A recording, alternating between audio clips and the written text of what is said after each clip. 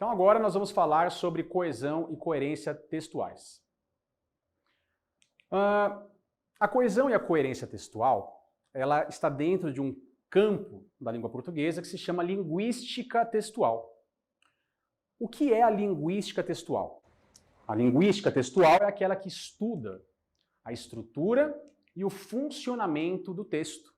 Estuda a estrutura e o funcionamento do texto. Eu tenho certeza que você que está assistindo vai entender que a coesão e a coerência são algo assim, são elementos essenciais para que você tenha um texto bem redigido.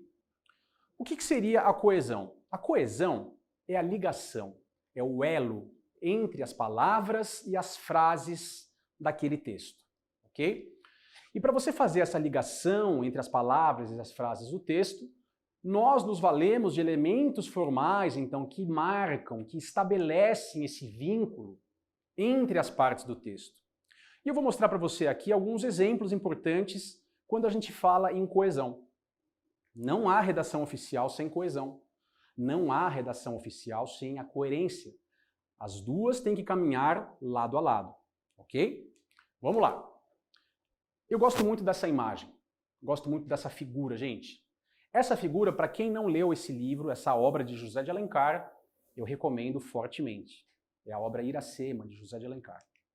Tem uma passagem da obra de Iracema que diz lá: verdes mares bravios de minha terra natal. Acompanhe.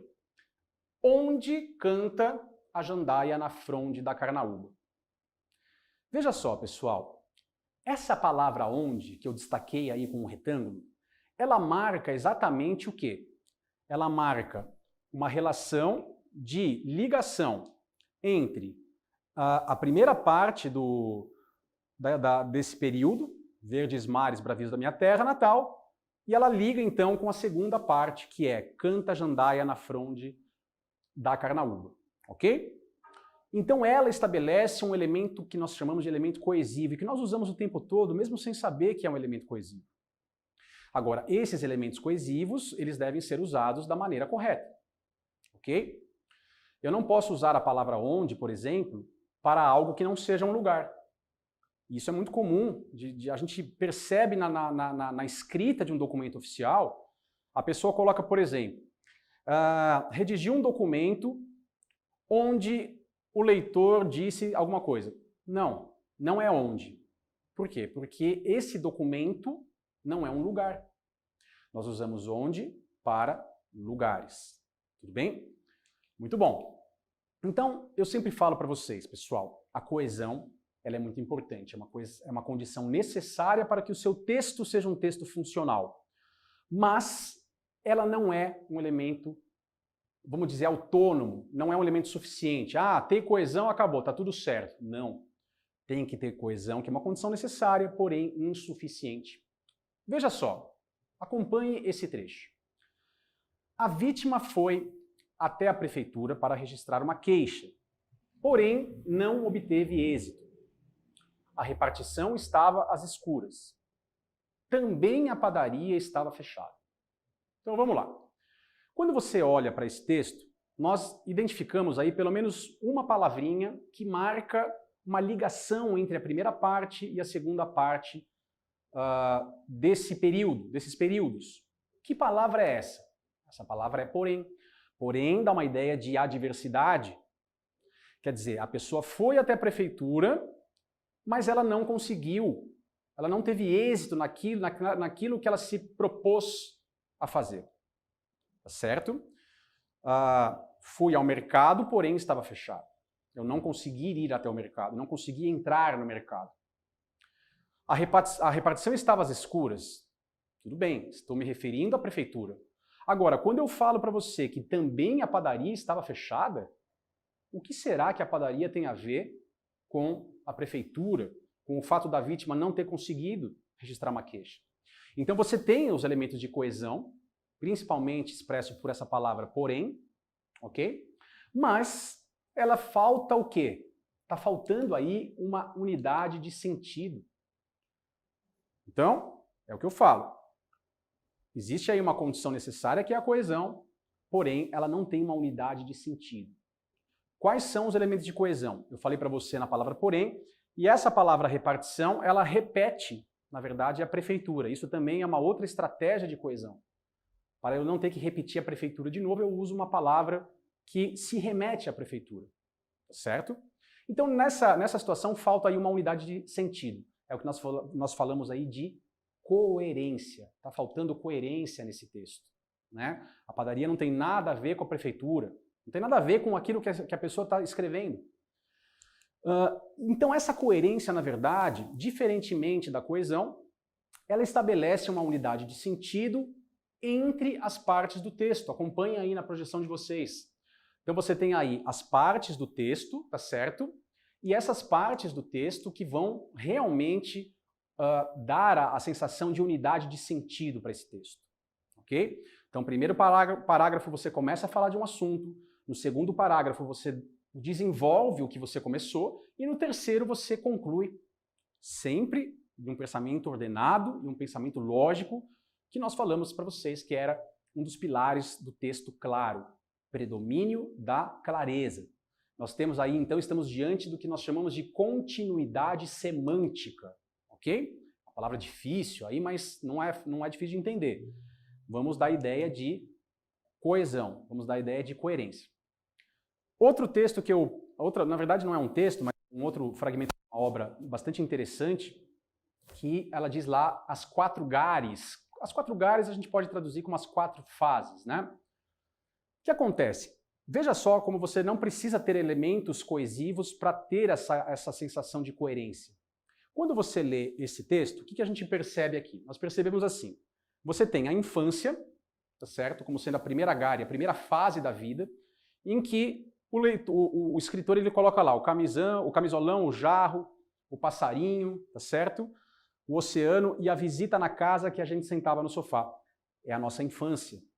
Traduzida inclusive com figuras lúdicas, né? A figura de uma pessoa, de uma criança, de um jarro, de um passarinho, tá certo? E aí o que acontece? O que dá a ideia, a sensação de continuidade semântica, de continuidade de sentido, né? São os títulos. O próximo título seria então a adolescência. Então na adolescência já vem lá no amor, né? Aquela fase da vida que a gente se apaixona, na verdade, nem me fale, que delícia, né? Então você tem lá a figura de um casal, ainda que dê a aparência de um casal não tão jovem assim, tá certo? Depois vem a maturidade, ó, o senhor e a senhora Amadeu participam a vossa excelência o feliz nascimento da sua filha. E finalmente a velhice, o netinho jogou os óculos na latrina. Então aqui nós não temos um texto formal, mas existe aí uma continuidade semântica, né? Uma unidade de sentido nesse contexto, ok? Então pensemos no nosso texto sempre com um pensamento ordenado e lógico, certo? Vamos lá. E quando a gente fala em nível de coerência, para nós terminarmos esse primeiro bloco, você tem lá a coerência narrativa, né? O que seria uma coerência narrativa, gente? Então vamos à tela. A coerência narrativa é aquela que lida com as implicações lógicas do que você está falando no texto. Por exemplo, vamos ler juntos esse fragmento. Lá dentro havia uma fumaça preta que não deixava que víssemos ninguém. Vai pensando aí na essência da historinha. Tinha uma fumaça preta que não deixava que víssemos ninguém. Meu colega me deixou sozinho. Fiquei encostado na parede, observando tudo ao meu redor. Havia manchas de sangue no teto e nas paredes. Minha nossa, né? Quando você percebe um texto desse, há aí um nítido problema no que diz respeito à coerência narrativa. Por quê? Porque se você tinha um espaço em que não havia jeito de enxergar nada, tá certo? A fumaça preta não deixava que você visse nada, como é que essa pessoa conseguia observar tudo, inclusive as manchas de sangue na parede? Então existe aí um problema de coerência narrativa. Existe um problema que são as implicações lógicas daquilo que o redator está tentando passar a ideia, ok? Mas não é só a coerência narrativa que nós temos, nós também podemos ter a coerência temporal. Veja só esse exemplo. A coerência temporal tem a ver com a sucessividade de eventos. Então nós temos lá, o agente público foi baleado na cabeça. Isso aí nós estamos falando na esfera da segurança pública, certo? E em seguida caiu morto. Logo após, o mesmo atirou contra o ladrão. Então, Até onde nós saibamos, né, se a pessoa infelizmente morreu, ela não vai conseguir se levantar para atirar contra ninguém. Então existe aí um problema de coerência temporal, que é claro que é um exemplo muito, vamos dizer, agudo, né? Mas guardadas as devidas proporções, muitas vezes no texto existem problemas de sucessividade de eventos. Okay? Então precisamos também nos ater a esse fato da coerência temporal. A coerência espacial, né, que tem a ver com a localização. Então, embaixo do único lustre, colocado bem no meio do teto, os colegas de trabalho, amigos, esse amigos acho que está a mais aí, conversavam animadamente. Quando o chefe entrou, todos pararam de falar, mas ele não se importou, foi também postar-se embaixo do lustre num dos cantos da sala. Ora, se você tem um lustre que no começo do texto, lá que estava bem no meio do teto, como é que o indivíduo foi postar-se embaixo do lustre num dos cantos da sala? Então existe aí de novo um problema de coerência, nesse sentido aí a coerência espacial que foi notada aí pelo leitor. A coerência de linguagem. Eu já te dei um exemplo lá no início da aula e agora eu vou formalizar o conceito para você.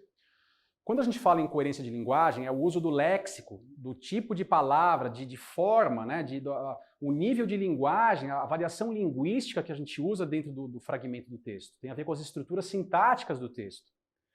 O leitor começa lá com um texto bastante formal e ele termina de uma forma absolutamente informal. Ok? Por exemplo, vamos imaginar que você seja um diretor de uma repartição, vamos imaginar, ou então que você seja o prefeito, e você precisa se comunicar com o governador do estado, certo? Então você começa lá, excelentíssimo senhor governador. Então, essa parte, excelentíssimo senhor governador, para vocês começarem a se habituar, que a gente vai falar disso mais para frente, isso chama-se vocativo. Esse é o vocativo adequado quando nós lidamos com um chefe de poder. Chefe de poder, nós tratamos como excelentíssimo senhor fulano, ok? Muito bem. Aí ele diz assim, ó, tendo tomado ciência da interdição de parte do nosso prédio, venho à presença de Vossa Excelência, veja só, Vossa Excelência, pronome de tratamento adequado, até aí está tudo adequado. Comunicar a necessidade de realocação da sala 2 para o pavimento térreo, e aí ele começa, percebam a diferença, antes que aconteça uma desgraça e caia tudo em cima das nossas cabeças. Percebem a diferença da coerência de linguagem aí? Então, ele começou lá muito formal, de uma maneira correta, e terminou o texto de uma maneira absolutamente fora do padrão formal. Ok? Então é o que a gente chama de coerência de linguagem. Resumindo, para a gente arrematar essa parte, a coesão faz o elo entre as palavras, entre as expressões e entre as frases. E a coerência ela vai te dar uma relação entre as partes do texto, vai te dar uma unidade de sentido no texto todo. Ok? Quando eu tenho a coesão, quando eu tenho a coerência, nós temos tudo para ter o que nós chamamos de progressão textual. O que vem a ser a progressão textual? Progressão textual é aquela na qual nós construímos o nosso texto e nós vamos adicionando informações novas a esse texto de uma maneira que não seja redundante, de uma maneira que eu não faça repetições daquilo que eu já falei, daquilo que eu já escrevi, ok? Olha só o exemplo, para a gente fechar. O secretário começou a proferir o seu discurso. O discurso foi iniciado.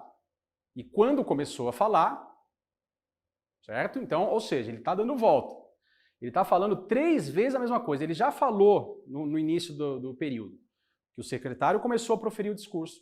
Depois ele repetiu que o discurso foi iniciado. E depois ele repetiu de novo. Esse é um fragmento que não tem progressão textual. E eu digo e repito para vocês, nos documentos públicos, muitas vezes nós percebemos textos que não têm progressão textual. Como que eu posso resolver isso? Posso resolver de uma maneira muito simples.